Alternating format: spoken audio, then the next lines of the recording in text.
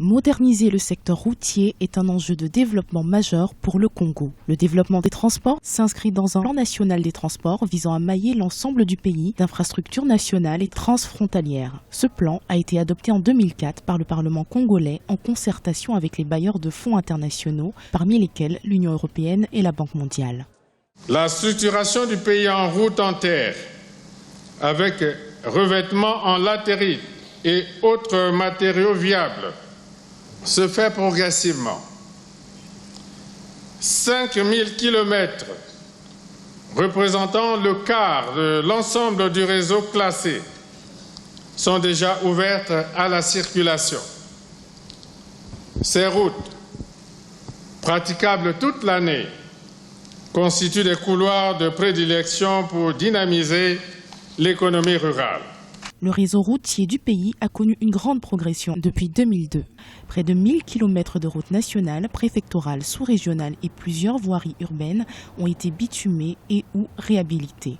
Ces dernières années, financées sur fonds du gouvernement avec l'appui des institutions financières internationales, plusieurs autres projets d'intérêt régional sont mis en œuvre, parmi lesquels la construction de la route Kétadjoum entre le Congo et le Cameroun. Ce tronçon régional de 503 km, dont 191 km au Cameroun et 312 km au Congo, inauguré ce mercredi 10 février 2016 par le président Denis Sassou Nguesso, contribuera au désenclavement du département de la Sangha au Congo et à la connexion de celui-ci avec son voisin, le Cameroun.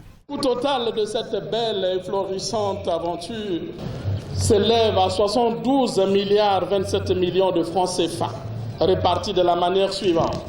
68 milliards 873 millions de francs CFA correspondant au coût des travaux réalisés par l'entreprise CRBC. 2 milliards 38 millions de francs CFA des prestations de la mission de contrôle et de surveillance des travaux SCGI. Et 1 milliard 112 millions au titre des expropriations. Selon le rapport du Fonds africain de développement, ce projet routier répond aux orientations des politiques sectorielles, des transports et des programmes nationaux du Cameroun et du Congo.